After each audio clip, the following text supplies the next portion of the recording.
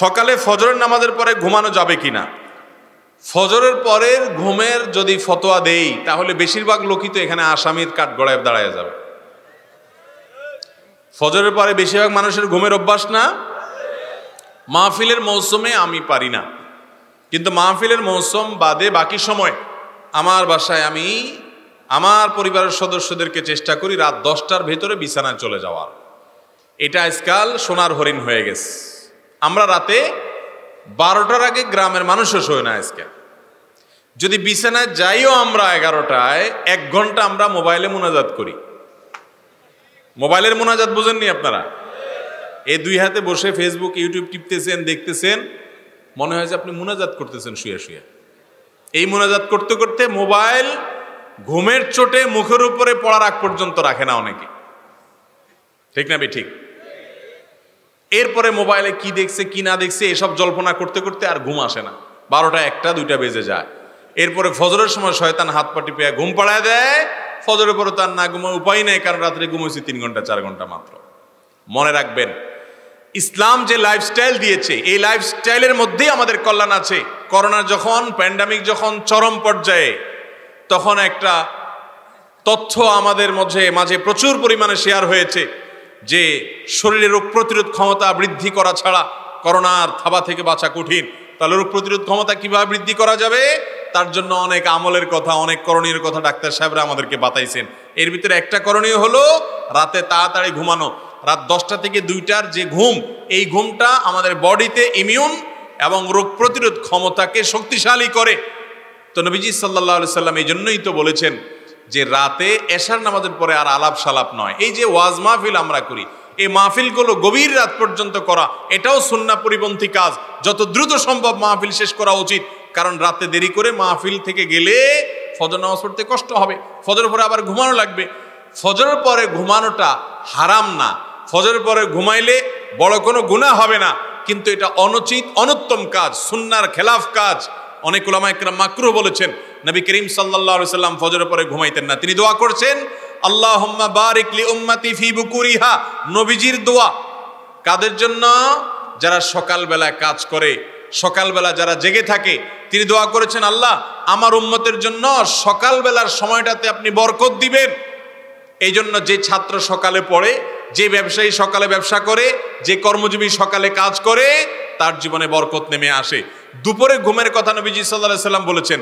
এখন আমাদের সমাজে দুপুরে ঘুম নেই, সকালে ঘুম আছে। যখন ঘুমানো যাবে না তখন আমরা ঘুমাই, যখন ঘুমাইতে বলে তখন আমরা জেগে থাকি। অর্থাৎ কোরআন হাদিস যা বলে হুবহু তার উল্টা করি। এই জন্য আমাদের দুনিয়ার জীবনে উন্নতি নাই। ভাইরা আমার, রাতে তাড়াতাড়ি ঘুমের অভ্যাস করতে হবে। আমি প্রায় সময় বলি এই আমলটা বড় কঠিন হয়ে গেছে, আমাদের সবার জন্য এটা তিতা করলা টাইপ আমল হয়ে গেছে। আমরা অন্য অনেক আমল করতে রাজি আছি, রাতে তাড়াতাড়ি শুইতে চেষ্টা করবো তো ইনশাআল্লাহ। এক হুজুর বলেছেন সূরা ফাতিহা কোরআনের অংশ নয়, তা সঠিক কিনা জানতে চাই। দেখুন, সূরা ফাতিহা অবশ্যই কোরআনে কারীমের অংশ। সূরা ফাতিহাকে যদি কেউ কোরআনের অংশ নয় বলে, তাহলে সে সন্দেহাতীতভাবে ভুলে আছে। এমন ভুলে আছে যেই ভুলের ব্যাপারে পৃথিবীর কোনো আলেমের তেমন কোনো দ্বিমত, সমস্ত উলামায়ে কেরামই একমত যে সূরা ফাতিহা এটা আরে শুধু কোরআনের অংশ না, এটাকে উম্মুল কোরআন বলা হয়েছে। কোরআনের মূলই হলো সূরা ফাতিহা। এটাকেই যদি কোরআন থেকে বাদ দিয়ে ফেলেন তাহলে কিভাবে হয়? যদি কেউ এরকম বলে থাকেন, সেটি মূর্খতা সুলভ কথা, অজ্ঞানতার কারণে বলেছেন, এটা সঠিক হতে পারে না। আমাদের সমাজে প্রচলিত আছে প্রতিদিন ফজরের আজানের আগে মাইকে দোয়া কালাম পড়া হয় ও ডাকাডাকি করা হয় এবং গজল চালানো হয়। এটা কতটুকু জায়েজ? কোরআন ও হাদিসের আলোকে উত্তর দিলে ভালো হয়। এবং যদি ডাকাডাকি না করলে কমিটি বিভিন্ন রকমের কথা বলে, তাহলে মুয়াজ্জিন সাহেব কি করবেন? দেখুন, ফজরের নামাজের জন্য আহ্বান করার উদ্দেশ্যেই আজান আল্লাহ তাআলা দিয়েছেন। আজান দেওয়া হয়েছে মানুষকে নামাজের জন্য ডাকা এবং আহ্বান করার স্বার্থে, প্রয়োজনে। অতএব আজানের আগে পরে যদি আপনি ডাকাডাকির জন্য আরো কোনো পদ্ধতি এবং প্রসিডিউর অবলম্বন করেন, তাহলে কেমন যেন এই আজানটা মানুষকে ডাকার জন্য যথেষ্ট না, ঠিক না ঠিক? যে নামাজ পড়বে তার জন্য আজান যথেষ্ট ইনশাআল্লাহ। যে সালাত আদায় করবে না, গাফেল, তার জন্য আরো আধা ঘন্টা 1 ঘন্টা আগ থেকে মাইকে গজল গাইলেও সে নামাজ পড়তে আসবে। মনে রাখবেন, শরীয়ত যখন কোনো আমল ঠিক করে দিয়েছে কোনো জায়গায় কোনো উদ্দেশ্যে, সে উদ্দেশ্য বাস্তবায়নের জন্য আপনি আরো অনেকগুলো আমল নিজে থেকে নির্ধারণ করে নিলেন, এটি কোনো কোনো সময় বেদাতে পর্যবসিত হতে পারে। সব ক্ষেত্রে না, অনেক সময় আপনি কি বিশ্বাস থেকে করছেন, কোন চিন্তা থেকে করছেন, এটাকে কতটা গুরুত্ব দিচ্ছেন, এটার উপরে নির্ভর করে সেটা বেদাতে পর্যবসিত হতে পারে। এই কারণে আজানের আগে আজানের পরে, বিশেষ করে অনেক মসজিদে দেখা যায় আজানের পরেও মাইকে ডাকাডাকি করা হয় যে নামাজের সময় হয়েছে, সবাই উঠেন আসেন, ডাকাডাকি করা হয়। তো আজানে কি করা হয়েছে? আজানের মধ্যে তো সেটাই বলা হয়েছে, হাইয়া আলাস সালাহ, তোমরা নামাজের জন্য আসো, সালাতের দিকে আসো। হাইয়া আলাল ফালাহ, সফলতার দিকে আসো। আস-সালাতু খায়রুম মিনান নাওম, ঘুম থেকে সালাত উত্তম, নামাজ উত্তম, এই কথাগুলো তো আজানে বলা হয়েছে। অতএব আপনি যদি আবার 5 মিনিট 10 মিনিট ধরে মাইকে গজল গেয়ে বিভিন্নভাবে ডেকে ডেকে মানুষকে ঘুম থেকে তোলাটাকে অপরিহার্য বানিয়ে নেন, তাহলে সেটা আজানের যে ইবাদত আছে সুন্নাহসম্মত, সেটার মধ্যে কেমন যেন আপনি সংযোজন করলেন। এই জন্য এটা না করা উত্তম। আমরা বরং আজানের উপরে সীমাবদ্ধ থাকবো ইনশাআল্লাহ। আর মানুষকে সালাতের গুরুত্ব বুঝাবো, সালাতের প্রতি মানুষের সিরিয়াসনেস আনার চেষ্টা করব, কাউন্সেলিং করব, যাতে করে সে সালাতের জন্য চলে আসে। সবার হাতে হাতে আজকাল মোবাইল ফোন, এবং সকল মোবাইল ফোনেই অ্যালার্ম দেওয়ার ব্যবস্থা আছে। অতএব আমরা নিজের ব্যক্তিগত ব্যবস্থাপনায় ঘুম থেকে যেন উঠতে পারি, সেটি আমরা গ্রহণ করব। আর পুরো এলাকার মানুষকে আজানের মাধ্যমে সালাতের জন্য আহ্বান করব। ভিন্ন কোনো মাধ্যম নিজেরা সৃষ্টি করা উচিত হবে না।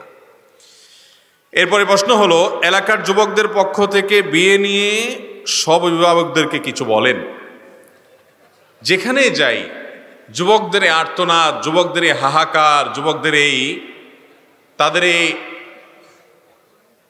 হাহুতাশ, এটা আমাকে দেখা লাগে। সব জায়গায় প্রশ্ন যুবকরা দিবেই যে হুজুর আব্বাকে বুঝায় দেন, চাচারে বুঝায় দেন, জ্যাঠারে বুঝায় দেন, একটু আমাদেরকে যেন বিয়ে শাদী দেয়। মুরব্বীরা এগুলো লক্ষ্য রাখবেন যে যুবকরা বিয়ে করতে চায়, জেনা করতে চায় না। যুবকরা বেশিরভাগ আবিয়েতে নাকি অবিবাহিত লোকের সংখ্যা বেশি মনে হয়। ঠিক আছে, ঠিক আছে, তাদের গলার আওয়াজ, তাদের কণ্ঠ শুনে মুরব্বীরা নিশ্চয় বুঝতে পারছেন। অতএব নিজেদের নিরাপত্তার জন্য হলেও ছেলেদেরকে, মেয়েদেরকে উপযুক্ত হলে তাড়াতাড়ি বিয়ে দিয়ে দিবেন। আর যারা ঠিক ঠিক বলতেছেন যুবকরা, তারাও শুনে রাখেন, বিয়ে করার জন্য শুধুমাত্র হুজুরের কাছে কাগজ ধরায় দিবেন আর হুজুর ওয়াজ করে মুরব্বিরে দিয়ে আপনার বিয়ে করাই দিবে। আপনি বসে বসে নিজে তো এতদিন বাপের হোটেলে খাইছেন, এখন সাথে আরেকটারে আনায়ও খাওয়াইবেন। এত সহজ চিন্তা করেন কেন? অতএব আমাকে জিজ্ঞেস করে অনেক যুবক যে হুজুর তাড়াতাড়ি বিয়ে হওয়ার আমল কি? আমি বলি তাড়াতাড়ি বিয়ে হওয়ার আমল হলো তাড়াতাড়ি কামাই রোজগার শুরু করা। পয়সা করে কামানো শুরু করে দেন, কোনো কাজকে ছোট মনে করবেন না। যেখানে যেটা পারেন টিউশনি শুরু করে দেন, দোকানে কর্মচারীগিরি শুরু করে দেন, ছোট্ট একটা ব্যবসা শুরু করে দেন। নিজের এলাকা শরম লাগে দূরে যায় করেন, কিন্তু কিছু একটা শুরু করেন। আপনি যখন উপার্জন শুরু করবেন, কামাই রোজগার শুরু করবেন, পয়সা কড়ি বানাবেন, তখন আপনার বাপ মা বিয়ে দিবে। বিয়ে না দিলে কি হবে? মেয়ের বাপেরা এসে আপনাকে জবরদস্তি বিয়ে দিতে বাধ্য করবে। এই জন্য পয়সা কামাই করতে হবে। পয়সা কামাই করবেন না, মোবাইলে আজে বাজে জিনিস দেখে নিজের চরিত্র হুমকির মধ্যে যখন পড়ে যাবে বুঝতে পারবেন, আবার ইমানও আছে ভিতরে, তখন বলবেন যে না, বিয়ে তো করা দরকার। এই জন্য নিজে বাপের সংসারে খান, আবার বিয়ে করায় আরেকটা আইনা বাপের সংসারে খাওয়াইতে চান। বাপের প্রতি এত জুলুম কেন করতে চান? এই জন্য নিজেরাও এই শুধু ঠিক ঠিক জোগাড় দিলে হবে না, কাজ করতে হবে। কাজ করবেন তো ইনশাআল্লাহ। আর অনেক মা বাপ আছে ছেলে মেয়ে কামাই রোজগার করে, বিদেশ গেছে মনে করেন, মাশাআল্লাহ রোজি রোজগার শুরু করছে, এরপরেও ওই ছেলে মেয়েকে সহজে বিয়ে দিতে চায় না। অনেক মা বাপ আছে এখনো এই অজ্ঞানতার মধ্যে আছে, বলে যে বিয়ে দিলে ভালোবাসাটা 2 ভাগ হয়ে যাবে। এই জন্য যতদিন আটকে রাখা যায় ততদিন ভালোবাসা আদায় করা যাবে। এগুলো অজ্ঞানতা। নবী করিম সাল্লাল্লাহু আলাইহি সাল্লাম বলেছেন, তোমাদের ছেলে মেয়ের জন্য উপযুক্ত পাত্র যদি পেয়ে যাও তাহলে আর দেরি করবা না, পাত্র পাত্রী পেলে খুব দ্রুততার সাথে বিয়ে দাও। যদি না দাও তারা জেনায় লিপ্ত হবে, পাপাচারে লিপ্ত হবে, নানান অপরাধে লিপ্ত হবে এবং তার গুনাহের বোঝা দায় অভিভাবকদের উপরও আসবে। অতএব মোহতারাম হাজরিন, মুরব্বীরা যারা আছেন আপনাদের কাছে আকুল আবেদন করি, আপনাদের সন্তানদেরকে, আপনাদের অধীনস্থ ছেলে মেয়েদেরকে দ্রুততার সাথে বিয়ে দিবেন। বিয়ে দেওয়ার ক্ষেত্রে কালক্ষেপণ করবেন না। অনেক মুরব্বীরা বলে যে এই বাড়ির কাজটা শেষ করে নাও, এই জমিটা কিনে নাও, ওই দেনাটা শোধ করে নাও। আবার অনেকে বলে নিজের পায়ে নিজে দাঁড়ায় নাও। আরে যুবক তো নিজের পায়ে হাঁটে না, আরেকজনের পায়ে হাঁটে। তাহলে এগুলা বলে যুবকদেরকে বিয়ে থেকে বঞ্চিত রাখার মানেটা কি? বিশেষ করে যারা যারা সিনিয়র বয়সে অনেক মুরব্বী আছেন, আপনাদেরকে আমি বলছি, শুনেন বাবারে, আপনাদের সময়ে এত ফিতনা ছিল না, এখন যত ফিতনা এসে গেছে। এখন যুবকরা যুবতীরা নিজেদেরকে রক্ষা করতে পারে না। আমি তো বলি, নামাজি যুবক পাওয়া যায়, পর্দানসীন যুবতী পাওয়া যায়, কিন্তু নিজের যৌবনে কোনো প্রকার কালিমা লাগেনি। এমনকি ফেসবুকে, হোয়াটসঅ্যাপে, ইমোতে বিভিন্নভাবে ছেলে মেয়েদের একে অন্যের সাথে অবৈধ চ্যাটিং করেনি, কোনো প্রকার যোগাযোগ হয়নি, এই রকম যুবক যুবতী পাওয়া সোনার হরিণ হয়ে গেছে। স্বীকার করতে চায় না পোলাপান। এই জন্য এই ঠিক আসতে বলে যে ধরা পড়ে যাব, জোরে ঠিক বলবো বাপ দেখে ফেলবে এখানে আছে। ভাইরা আমার, এই সমস্যা আমাদেরকে স্বীকার করতে হবে। এই জন্য মুরব্বীরা তরুণদের বিয়েতে দেরি করবেন না। টাকা পয়সা কামাই শুরু করে দেন যুবকদের কাজ, আর যতটুকু শুরু করছে বিসমিল্লাহ, এটার উপরে নির্ভর করে বাপ মা বাকিটা সহযোগিতা দিয়ে বিয়ে করাবেন। এবং যদি এটা আপনারা না করেন তাহলে সন্তান যত অপরাধে লিপ্ত হবে, এই সবগুলোর দায়ভার বাবা মার যদি অবহেলা করেন, তাদের বিয়ে দেওয়ার ক্ষেত্রে হেয়ালিপনা করেন, তাহলে দায়ভার অবশ্যই সন্তান পাপ করে সে তো পাপী হবেই, পাশাপাশি তার বাবা মাও পাপী হবে। কত বড় কথা! এই জন্য চরিত্র হেফাজতে রাখার জন্য দ্রুত বিয়ের কোনো বিকল্প নাই। দ্রুত বিয়ে, যত হুজুর দেখেন দুনিয়াতে, সারা দেশে যত হুজুর দেখেন, খোঁজ খবর নিয়ে দেখেন, হুজুররা সবাই তাড়াতাড়ি বিয়ে করে। হুজুররা সবাই তাড়াতাড়ি বিয়ে করে। এই জন্য দেখবেন হুজুররা অল্প বয়সে সব সেট করা শেষ হয়ে যায়। আপনি 30-এর পরে বিয়ে করলেন, এরপরে 5-7 বছর বাচ্চা নিলেন না, বলেন এত সকাল বাচ্চা হলে লাইফটাকে এনজয় করা যায় না, নিতে নিতে 36-37 করে ফেললেন। এরপরে বাচ্চা হলো, তখন আপনার বয়স 40 বা 40 ছুঁই। এরপরে বাচ্চা পড়াশোনা শুরু করবে, তারপরে গ্রাজুয়েশন কমপ্লিট করবে, ততক্ষণে আপনার বয়স 55-এর কাছাকাছি। ততক্ষণে তো আপনার ডায়াবেটিস সব রোগ ধরে গেছে, পোলা এখনো ইনকাম করার উপযুক্ত হয় নাই। আর এই বৃদ্ধ বয়স পর্যন্ত আপনার সংসারে ঘানি টানা লাগবে। আর আগেভাগে বিয়ে করবেন, আগেভাগে ছেলে মেয়ে বড় হয়ে যাবে, কোনোটা যদি অমানুষ হয় ঘাটা ধরে দরজার পথ দেখাই দিতে পারবেন। আর যখন বৃদ্ধ বয়সে অমানুষ হয়ে যাবে, আপনি তখন নিজে অকর্মা, আর কিচ্ছু করার নাই, ওর জুলুম সহ্য করা ছাড়া উপায়। মোহতারাম হাজিরিন, ইসলাম এমনি এমনি বলে নাই। আল্লাহ যা নির্দেশ করেছেন এর মধ্যেই কল্যাণ, অন্য কোনো পথে কল্যাণ। অতএব দেরিতে বিয়েতে ক্ষতি, কখনো কোনো লাভ হতে। অনেক অভিভাবকরা আছেন অহেতুক অকারণে ছেলেকে মেয়েকে বিয়ে দিতে দেরি করেন, বাঁচতে সময় পার করে ফেলেন, গুনাহগার হবেন তারা। আল্লাহ তাআলা আমাদের মুরব্বীদের বুঝার তৌফিক দান করুন। অনেক মসজিদে দেখা যায় কোরআন এবং হাদিসের অর্থ এবং বাংলা অনুবাদ সংবলিত বিভিন্ন ব্যানার পেস্টন লটকানো থাকে। এক্ষেত্রে নামাজ হবে কিনা? সুন্দর একটি প্রশ্ন। অনেক মসজিদে দেখা যায় যে মুসল্লিদেরকে উৎসাহ দেওয়ার জন্য, মুসল্লিদেরকে শেখাবার জন্য একটা হাদিসের অনুবাদ লিখে, একটা আয়াতের অনুবাদ লিখে ফেস্টুনের মতো করে এটা টাঙিয়ে দেওয়া আছে। আবার অনেক মসজিদে সকাল সন্ধ্যার দোয়া, জিকির ইত্যাদি এগুলা টাঙানো আছে। সৌদি আরবে বিশেষ করে প্রায় 100% মসজিদে এটা দেখা যায়, প্রায় 100%। এমন একটা মসজিদে পাওয়া কঠিন হবে যে মসজিদে এটা নাই, যে কোনো একটা দেয়ালে আপনার সেখানে কোনো দ্বীনি প্রোগ্রামের দাওয়াত ইত্যাদি হয়। আমাদের দেশে যেরকম ওয়াজ মাহফিল হলে, কোনো মসজিদে প্রোগ্রাম হলে আমরা মানুষের ওয়ালে ওয়ালে পোস্টার লাগাই, সৌদি আরব সহ মিডল ইস্টের অন্যান্য দেশগুলোতে তারা মসজিদের পূব পাশে একটা জায়গা রাখে যেখানে বিভিন্ন জায়গায় এই ওয়াজ মাহফিল জাতীয় দ্বীনি দার্স, দ্বীনি আলোচনা যেগুলো মসজিদ কেন্দ্রিক হয় সেগুলোর পোস্টারগুলো সেখানে লাগায়। মুসলিম নামাজের পরে যাওয়ার সময় দেখে কত সুন্দর ব্যবস্থাপনা। আর আমাদের দেশে দেখা যায় ওয়াজ মাহফিলের পোস্টার কিন্তু লাগাই দিলেন একজনের নতুন ওয়ালে রং করছে বেচারা, ওখানে যা লাগাই দিলেন বিসমিল্লাহ পড়ে। কি বলেন, মাহফিলের পোস্টার লাগাইছেন সেজন্য জায়েজ হয়ে যাবে?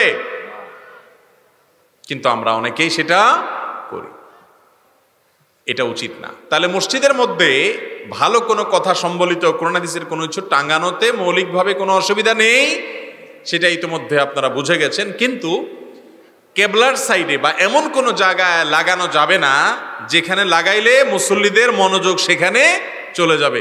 নামাজের মধ্যে আল্লাহর কথা স্মরণ করবে কোথায়? সে সামনে যদি আপনার কোনো কিছু লেখা থাকে বসে বসে ওটা পড়বে। তো এই জন্য কেবলার সাইডে কোনো কিছু রাখবেন না, বা মুসল্লিদের নজরে পড়ে এরকম জায়গা রাখবেন না। কথার কথা পূব পাশের দেয়ালে রাখবেন, যে নামাজ পড়ে যখন বের হবে তখন মুসল্লিদের নজরে পড়বে। অথবা উত্তর দক্ষিণ সাইডে এমন জায়গায় রাখবেন যে সালাম ফেরানোর পরে নজর পড়বে, নামাজের মধ্যে মনোযোগ পড়বে না। এরকম ভাবে কোরআন হাদিসের আয়াত লিখে আপনি টাঙিয়ে রাখতে পারেন। বিশেষ করে 5 ওয়াক্ত নামাজের পর নবী করিম সাল্লাল্লাহু আলাইহি সাল্লাম অনেকগুলো দোয়া এবং জিকির পড়তেন। আমাদের সমাজের 5% মানুষ এগুলো জানে না। তো এই জন্য মসজিদগুলোতে বড় ফেস্টুন আকারে এই দোয়াগুলো লিখে টাঙিয়ে দেওয়া যায়, যে সালাম ফেরানোর সাথে সাথে যেন এটা দেখে দেখে পড়তে অভ্যস্ত হয়, পড়ার কথা স্মরণ হয়। এটা মসজিদে মসজিদে বরং লাগানো আরো ভালো। বিধায় এ ধরনের উদ্যোগ আমাদেরকে নিতে হবে। এরপরে প্রশ্ন হলো, স্ত্রীকে 3 তালাক দেওয়ার পরও দুজনে পুনরায় সংসার করে এটা কতটুকু বৈধ? আল্লাহ রাব্বুল আলামিন কোরআনে হাকিমে বলেছেন, ফাইন তাল্লাকাহা ফালা তাহিল্লু লাহু মিন বা'দু হাত্তা তানকিহা যাওজান গায়রা। যদি কোনো স্বামী তার স্ত্রীকে 1, 2 এবং 3, প্রথম এবং দ্বিতীয়র পর 3য় তালাকে যদি দিয়ে ফেলে, তাহলে ওই স্বামীর জন্য সেই স্ত্রী আর হালাল নয়। পৃথিবীর সমস্ত হুজুর একসাথ হয়ে যদি ওই স্বামীকে তওবা পড়ায়, তারপরও তার ওই স্ত্রীর জন্য তিনি হালাল হবেন না। এমনকি কাবা শরীফের ইমাম সাহেবকেও যদি আপনি নিয়ে আসেন আর তিনি আইসাও যদি তওবা পড়ায় দেন, তাতে কি হবে না? সংসার আর জোড়া লাগবে। আমি সবসময় বলার চেষ্টা করি, যারা বিবাহিত তারাও শুনে রাখেন, যারা অবিবাহিত তারাও শুনে রাখেন। মনে রাখবেন, দাম্পত্য জীবনের স্বামী স্ত্রীর মধ্যে শত ভেজাল লাগুক, শত গন্ডগোল লাগুক, শত অশান্তি হোক, খবরদার কিছু হলেই তালাক শব্দ মুখে উচ্চারণ করবেন, তালাকের কথা মুখে বলবেন না। এটা এত ছেলে খেলা না, এটা খুব ডেঞ্জারাস বিষয়। একবার বলে ফেলবেন, ব্যবহার করে ফেলবেন, তালাক হয়ে যাবে। এরপরে এসে হুজুরের কাছে কানলেও সম্পর্ক জোড়া লাগানো সম্ভব হবে না, যদি ওই রকম তালাকে মোগাল্লাজা হয়ে যায়। 1 তালাক দিছেন, বাঁচার উপায় আছে। 2য় তালাক দিছেন, কখনো সেকেন্ড টাইম কখনো বলছেন, বাঁচার উপায় আছে। এরপরে যদি 3য়বারও বলে ফেলেন তো শেষ। আর তাকে স্ত্রী হিসাবে গ্রহণ করতে পারবেন, এমনকি নতুন করে বিয়ে পড়ালেও সম্পর্ক আর জোড়া লাগা যাবে। কত মানুষ আমাদের কাছে এসে চোখের পানি ফেলে দেয়। যখন মাসালা জিজ্ঞাসা করতে আসে, মাসআলার উত্তরে দেখা যায় যে তালাকে মোগাল্লাজা হয়ে গেছে এবং স্বামী স্ত্রী হিসাবে আর থাকার সুযোগ নাই, নতুন করে বিয়ে পড়াইলেও কোনো কাজ হবে না। তো এই মাসআলা শোনার পর 1-2টা বাচ্চাও আল্লাহ দিয়ে দিছে, সুন্দর সংসার, শয়তানে মাথা গরম করায়া তালাক দেওয়াই দিস, মানুষরূপী শয়তানরা ফুসলিয়া ফাসলিয়া তালাক দেওয়াই দিস। এরপর চোখের পানি ফেলে, কিন্তু জোড়া লাগানোর সুযোগ আর। খবরদার, আমি এক্সট্রা কথা বলি বিভিন্ন জায়গায় যে ভাই, বউয়ের সাথে বেশি বেশি মনোমালিন্য হয়ে গেছে, তার অত্যাচারে আপনি অতিষ্ঠ হয়ে গেছেন, ধৈর্য ধারণ করতে পারতেছেন না, পারলে একটা ধাক্কা দেন, একটা সিমটি কাটেন, একটা আস্তে করে ছোট করে একটা বক্সিন টক্সিন মেরে দেন। যদি বেশি উল্টাপাল্টা করেন আপনার বিচার করা যাবে, এটার একটা বিহিত হবে। কিন্তু তালাক মেরে বসে থাকবেন, এটার বিহিত করা যাবে। কথায় কথায় তালাক এটা ছোট লোকরা দেয়। অনেক ছোট লোক স্বামী আছে, কিছু হলেই কথায় কথায় তালাক দেয়। আবার ছোট লোক কিছু বউ আছে, কিছু হলেই গাট্টি বসকা ঠিক করে বলে বাপের বাড়ি গেলাম। এই দোনোটাই ছোট লোক। এই দোনোটাই কি? কিছু বন্ধু আছে ছোট লোক বন্ধু, যুবকরা ভালো বুঝবেন, কথায় কথায় কাট্টি দেয়। কথায় কথায় কিছু হলে বলে কাট্টি, আর কথাবার্তা বলে না, আরে ব্লক করে ফেলছে, আছে না এরকম? এগুলো হলো ছোট লোক, ছোট লোক। ঠিক একইভাবে ওই স্বামীগুলা ছোট লোক যারা কিছু হলেই তালাকের কথা বলে, ওই মহিলাগুলো ছোট লোক যারা কিছু হলেই বলে তোমার সংসার রেখে আমি বাড়ি চলে গেলাম। কিরে বাবা, একটা সম্পর্ক এমনি এমনি হয় না, বিধায় খুব সাবধান থাকতে হবে। তৃতীয় তালাক যদি হয়ে যায়, তারপর ওই মহিলার অন্য কোথাও বিয়ে হলে সেই স্বামী তাকে কখনো তালাক দিলে কিংবা সেই স্বামী মারা গেলে তারপর ওই আগের স্বামী যিনি তিনটা তালাক দিয়ে ফেলেছিলেন তিনি চাইলে আবার নতুন করে বিয়ে হতে পারে। কিন্তু এত দূর এত কেন কিন্তু পার হওয়ার পরে সেটা আবার এই কন্ট্রাক্ট ম্যারেজের মাধ্যমে না, সেটা আবার এই তথাকথিত হিল্লা বিয়ের মাধ্যমে না। হিল্লা বিয়ে যে পড়ে, যে পড়ায়, যার জন্য করা হয়, এদের সকলের প্রতি লানত বর্ষণের বদদোয়া করেছেন নবী করিম সাল্লাল্লাহু আলাইহি ওয়াসাল্লাম। বিদায় অভিশপ্ত কাজ কোন মুসলমানের জন্য জায়েজ হতে পারে না। এরপরে প্রশ্ন হলো, নামাজ না পড়লে কি হয়? নামাজ না পড়লে কি হয়? কি উত্তর দিব বলেন? নামাজ না পড়লে ঈমান নিয়ে টানাটানি শুরু হয়। নামাজ না পড়লে কি হয় ভাই? ঈমান নিয়ে টানাটানি কিভাবে শুরু হয় বুঝাবো। অনেক ইমামদের মতে যে ঠান্ডা মাথায় ইচ্ছাকৃতভাবে মুসলমান হয়েও নামাজ পড়ে না, সে ইসলাম থেকে বের হয়ে যায়, খারিজ হয়ে যায়। অনেক ইমামদের মত এটা। ইমাম আজম আবু হানিফা রাহিমাহুল্লাহ সহ অন্য অনেক ইমামের মত হলো, যদি সে নামাজ না পড়ে কিন্তু তার মধ্যে অপরাধ বোধ আছে, সে নামাজ না পড়ার কারণে লজ্জা শরম ভিতরে ভিতরে আছে, পড়া উচিত সেটা মনে করে, তাহলে সে কাফের হবে না। তাহলে নামাজ না পড়লে ইমামদের ইখতিলাফ আছে যে ঈমান আছে না নাই, ঈমান নিয়ে টানাটানি শুরু হয়ে গেল না? তো নামাজ না পড়লে ঈমানে টানাটানি শুরু হয়। কিন্তু আমাদের বাংলাদেশে মানুষের ঈমানে এত মজবুত, এত শক্ত, বলে যে নামাজ না পড়লে কি হয়েছে, ঈমান আছে। একে তো চোর, আবার বড় গলা। নামাজ পড়ে না, এক অপরাধ করে, আবার বড় গলা করে যে নামাজ না পড়লে কি হয়েছে, ঈমান আছে। ভাইরা আমার, ওমর রাদিয়াল্লাহু তাআলা বলেছেন, লা হাজ্জা ফিল ইসলাম লিমান তারাকা সালাহ, যেই মুসলমানের সন্তান, যে মুসলমান নামাজ পড়ে না, ইসলামে তার কোনো ভাগ নাই, হিস্সা নাই, নাম নিশানা নাই। কত বড় কথা। সাহাবা ইকরাম তাদের যুগে বেনামাজিকে কাফের মনে করতেন। যে মসজিদে আসে তাকে নামাজি বলতেন, যে মসজিদে আসে না সে বেঈমান, কারণ তখন কোনো মুসলমান মসজিদে না এসে থাকতো না। এমনকি মুনাফিকও মসজিদে আসতো, অথচ আজ মুসলমানের সন্তান মসজিদে যায় না। আল্লাহ আমাদেরকে বুঝার তৌফিক দান করুন। স্বামী স্ত্রী সময় কাটানোর জন্য দাবা লুডো খেলতে পারবে কিনা? দাবা খেলা এটার ব্যাপারে হাদিসে পরিষ্কার নিষেধাজ্ঞা আছে। স্বামী খেলুক, স্ত্রী খেলুক, যেই খেলুক, সবার জন্য নিষেধাজ্ঞা সমানভাবে, এটা জায়েজ নাই। আর লুডো খেলা, যেহেতু তখন সাহাবীদের যুগে এই টাইপের লুডো খেলা ছিল না, কিন্তু দাবা লুডো এগুলা একই টাইপ, কাছাকাছি টাইপ খেলা। এই ধরনের খেলা নয়, বরং স্বামী স্ত্রী খেলবেন হলো শারীরিক কসরত হয় এরকম খেলা, যেমন কুস্তি। কুস্তির কথার কথা বললাম, কুস্তি না, মানে শারীরিক ব্যায়াম হয় সেরকম খেলা। আমাদের প্রিয় নবী সাল্লাল্লাহু আলাইহি সাল্লাম আম্মা জান আয়েশা রাদিয়াল্লাহু তাআলা আনহার সাথে দৌড়াদৌড়ির প্রতিযোগিতা দিয়েছেন। দৌড়াদৌড়ি, নবীজির শরীরে 40 জন জান্নাতি যুবকের শক্তি ছিল, তিনি অনেক শক্তিশালী মানুষ ছিলেন। আয়েশা রাদিয়াল্লাহু তাআলা আনহা বয়সও ছোট, আবার মেয়ে মানুষ, আবার খুব হ্যাংলা পাতলা ছিলেন। ইফকের ঘটনায় হাদিসের বিবরণ আছে যে তিনি যখন পালকিতে উঠে বসতেন তখনও পালকির যা ভার হতো, তিনি যখন পালকিতে না বসতেন তখনও একই ভার হইতো, মানে এত পাতলা ছিলেন। তাহলে একে তো হ্যাংলা পাতলা, আবার বয়সে ছোট, আবার মহিলা মানুষ, আর নবীজি সাল্লাল্লাহু আলাইহি সাল্লাম বয়সে বড়, সুঠাম এবং শক্তিশালী মানুষ, আল্লাহ প্রদত্ত বিশেষ পাওয়ার আছে। এই মানুষটার সাথে দৌড় প্রতিযোগিতা দিয়েছে নবী করিম সাল্লাল্লাহু আলাইহি সাল্লাম। সুবহানাল্লাহ। স্ত্রীর সাথে কি দৌড় প্রতিযোগিতা? দৌড় প্রতিযোগিতা। তো দৌড় প্রতিযোগিতা খুব স্বাভাবিকভাবে আয়েশা রাদিয়াল্লাহু আনহা হেরে গেছে, কারণ উনি তো রাসূল সাল্লাল্লাহু আলাইহি ওয়াসাল্লামের সাথে পারার কথা না, রাসূল সাল্লাল্লাহু আলাইহি ওয়াসাল্লাম জিতে গেছে। এখন জিতে গেলে মহিলারা সাধারণত একটু কি হয়, মন খারাপ করে।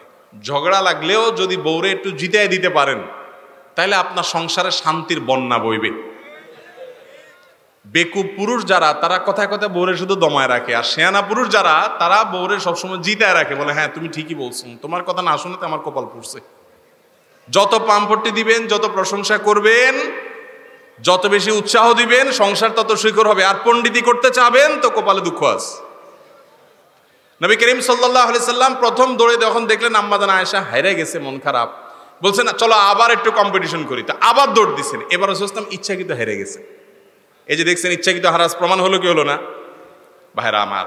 সেজন্য স্বামী স্ত্রী এ ধরনের বিনোদন, এ ধরনের খেলাধুলা করবে যে খেলাধুলাতে শারীরিক ব্যায়াম হয়, শারীরিক কসরত হয়। স্বামী স্ত্রী কেন, অন্য সবার জন্য শরীয়ত এই ধরনের খেলাধুলাকে প্রশংসা রেখেছে, প্রশংসা করেছে। এবং এরকম খেলাধুলা শরীয়তে জায়েজ রেখেছে যে খেলাধুলা শারীরিক কসরত হয়, সেখানে কোনো জুয়া নাই, হারাম কোনো কিছু নাই, শরীরের ব্যায়াম হয়, সে ধরনের খেলাধুলা হতে পারে। কিন্তু আপনি লুডু খেললেন, দাবা খেললেন, এগুলোতে শরীরের কোনো ব্যায়াম হয়? আজকাল পোলাপান দেখবেন সব ফুলে ফুলে তুলতুলা হয়ে যাচ্ছে, ঠিক না বে ঠিক? চর্বি জমতে জমতে শেষ, কারণ এগুলো খেলাধুলার সুযোগই পায় না। সারাদিন ওই মোবাইল টিপে, ট্যাব টিপে, গেমস খেলে, হান করে, তান করে, লুডু খেলে। আমাদের যখন ছোট বাল্যকাল ছিল, আপনারা যারা বেশিরভাগ মানুষ সিনিয়র যারা আছেন বয়সে, 40-এর বেশি যাদের বয়স, তারা ছোটবেলায় দৌড়াইছেন, লাফাইছেন, গোল্লা খেলছেন, ফুটবল খেলছেন, হাডুডু খেলছেন, শরীরে চর্বি জমারই সুযোগ পায় নাই, সুস্থ আছেন। আর এখনকার পোলাপান ছোটবেলা থেকেই একেবারে ফার্মের মুরগির মতো হয়ে যায়, কারণ ওই বাপমাই তাকে ধ্বংস করতেছে। বিধায় এ ধরনের খেলাধুলা শরীয়তে জায়েজ, কিন্তু যেই খেলাধুলা কোনো শারীরিক কসরত হয় না, এগুলো আরো ব্রেনকে অবসাদগ্রস্ত করে। আপনি দেখেন লুডু খেলেন আর যেটাই খেলেন, যারা খেলে, এই যে ক্যারাম খেলা টেলে, দেখবেন চোরের মতো চেহারা হয়ে যায়। লম্বা সময় ধরে যদি খেলে, চেহারা দেখবেন যে বিবর্ণ হয়ে যায় এবং ক্লান্ত হয়ে যায়। এটা করা যাবে না। মহিলারা নিজ ঘরে গেঞ্জি পরিধান করতে পারবে কিনা? নিজ ঘরে মহিলারা গেঞ্জি পরতে কোনো অসুবিধা নাই, বিশেষ করে স্বামীর সামনে, স্বামীর প্রয়োজনে। আর যদি জামার ভেতরে গেঞ্জি পরেন তাহলেও কোনো অসুবিধা নাই। তার সৌন্দর্য, তার পর্দা, এটা তার সৌন্দর্য যেন অন্যের সামনে প্রকাশিত না হয় এবং মাহরাম পুরুষদের সামনে অশালীনভাবে যাতে নিজেকে উপস্থাপন করানো হয়, সেটা মাথায় রেখে তিনি এই পোশাকগুলো পরতে পারবেন। অর্থাৎ স্বামী আছেন সেখানে একান্তে পরলেন, কিংবা নাইট ড্রেস হিসাবে পরলেন একান্তে, কিংবা অন্য পোশাকের নিচে পরলেন, যাতে অড দেখা না যায়, অশ্লীলতার বিস্তার না হয়, কিংবা পরপুরুষের সামনে না গেলেন, সে শর্তে জায়েজ হতে পারে। মহিলাদের মুখের অতিরিক্ত পশম কেটে ফেললে গুনাহ হবে কিনা?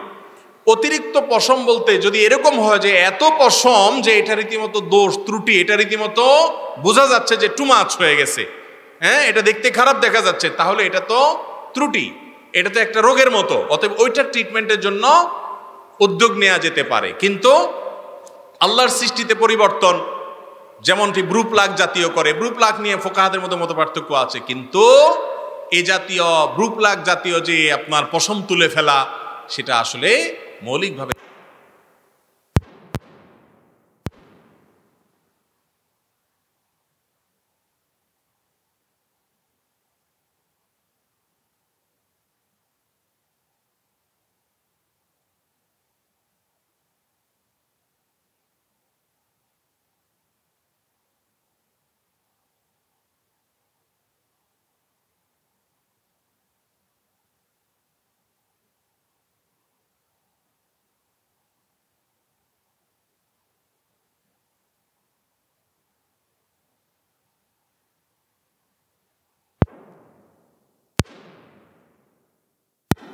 বিসমিল্লাহ না বলে, দোয়া না পড়ে শয়তান তার সাথে শরীক হয়।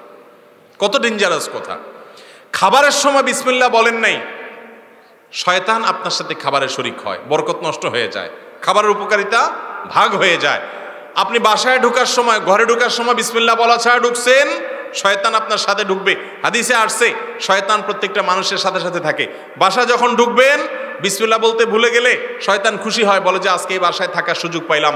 রাতভর শয়তান শয়তানি করবে। ঘরে ঘরে আজকাল নানা রকমের দুরারোগ্য ব্যাধি, নানা রকমের সমস্যা শয়তান আমাদের আষ্টে পৃষ্ঠে বেঁধে আছে।